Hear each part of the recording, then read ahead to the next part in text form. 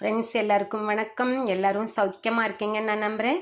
இன்றைக்கி நம்ம rice ரவாவை use பண்ணி ரவா பாத் தான் பண்ண போகிறோம். ரைஸ் ரவா பாத். அதுக்கு நான் யூஸ் பண்ணக்கூடிய பொருள் நிறைய பேர் வேஸ்ட் ஆக்கக்கூடிய ரேடிஷ் வெள்ளை முள்ளங்கினோட இலை, அப்புறம் கொஞ்சமாக சவுச்சோ, அப்புறம் கேபேஜ் கட் பண்ணி வச்சது. இதுதான் மெயின் இன்க்ரீடியண்ட்டாக நான் யூஸ் பண்ண போகிறேன். ஃப்ரெண்ட்ஸ், இதுக்கு நான் அது சின்ன கப்பு, குட்டி கப்பில் ஒரு கப்பு தான் ரைஸ் ரவா எடுத்திருக்கேன். ஏன்னா கூட வெஜிடபிள்ஸ் எல்லாம் போடும்போது நமக்கு நிறைய கிடைச்சிரும். இந்த ரவாவை க்ளீன் பண்ணி எடுத்துக்கலாம். பாத்திரத்தில் ஸ்டவ்வில் வச்சுக்கலாங்க ஃப்ரெண்ட்ஸ். இதுக்கு எல்லா பொருளும் தாளிக்கிற மாதிரியே தான் ஃப்ரெண்ட்ஸ் நம்ம போட்டுக்கிறோம். பட் இது பிசிபெலாபாத் ஆனனால அதுக்கு ஜென்ரலாக ஒரு பீஸ், சின்ன பீஸ் ஒரு பட்டை போட்டுருவோம் ஆயிலுக்குள்ளே. ஸோ அதுதான் அந்த ஃப்ளேவரை நமக்கு இன்க்ரீஸ் பண்ணி கொடுக்கும்.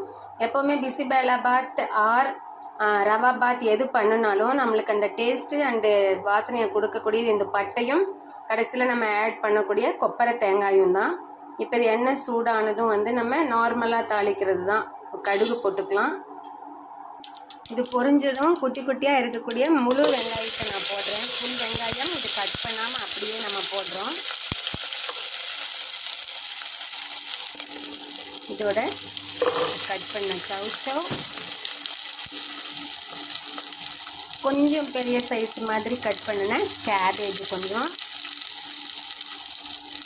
அப்புறம் முக்கியமான இன்க்ரீடியண்ட்டான இந்த ரேடிஷ் வெள்ளை முள்ளங்கியினுடைய லீஃப், அப்புறம் அதோட பெட்டியோல். இதுதான் இதில் முக்கியமான இன்க்ரீடியன்ட் ஃப்ரெண்ட்ஸ். இது எல்லாத்தையும் போட்டு அதோட கருவேப்பிலையும் நம்ம போட்டுருவோம். கூட பெருங்காயத்தூள் ஆட் பண்ணிக்கலாம். ஆட் பண்ணிவிட்டு ஒரு மிக்ஸ் பண்ணி கொடுத்துருவோம். அந்த பெருங்காயத்தினுடைய வாசனை வர அளவுக்கு மட்டும் மிக்ஸ் பண்ணி கொடுத்துடலாம். அதுக்கப்புறம் அதோடு நம்ம கட் பண்ணி வச்சுருக்கக்கூடிய தக்காளி அதை போட்டுடலாம்.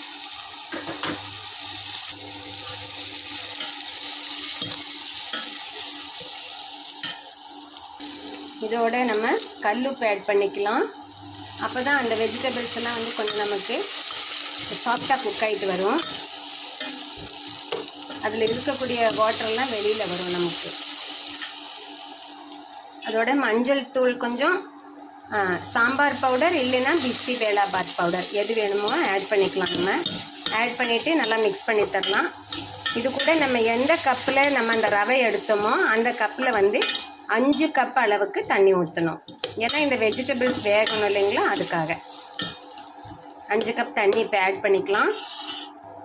இந்த வெஜிடபிள்ஸ் எல்லாம் குக் ஆகிற அளவு